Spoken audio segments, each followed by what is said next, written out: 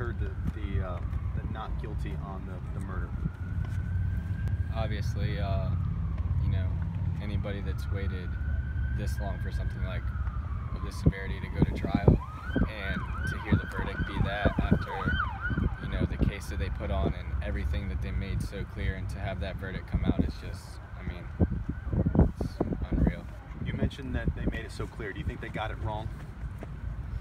They put on the case really well. I mean, the jury, you know, that's why it's a jury trial. They decide whatever they think is right, but by law, black and white, I don't think they made the right decision.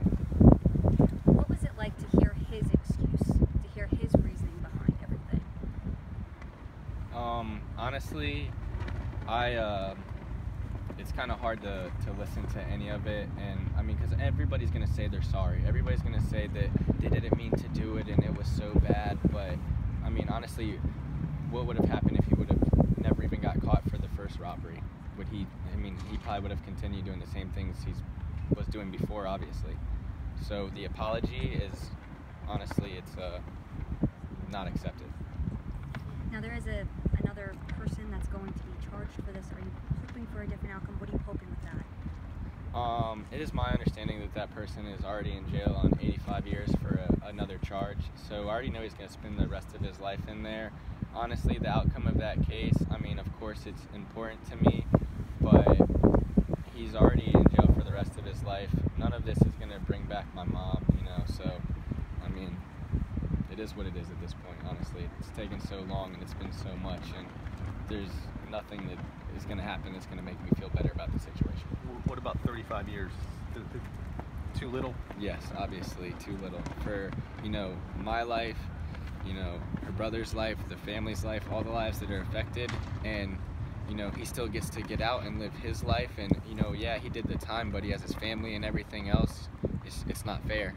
Can you talk about how tough this was? I know we spoke a month ago, and you said to me, when things like this happen, it just brings back all the old memories from 2010. Can you talk about how tough the last 3 days have been?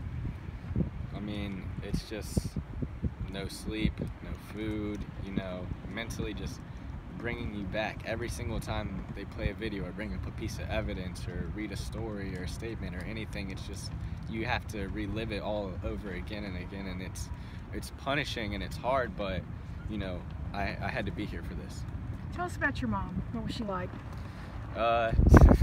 She was such a happy person all the time. If you ask anybody,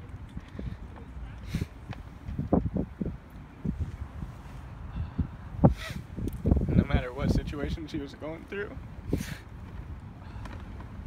she was always happy. She had the best smile.